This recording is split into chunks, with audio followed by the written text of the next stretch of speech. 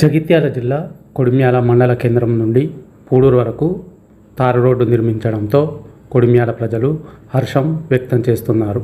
గత కొంతకాలంగా రోడ్డు గుంతలు గుంతలుగా ఉండడంతో ఇప్పుడు తారు రోడ్డు నిర్మాణం కావడంతో ఆ సమస్య తీరినట్లయింది. దీనితో చుట్టుపక్కల గ్రామాల ప్రజలు సంతోషాన్ని వ్యక్తం చేస్తున్నారు.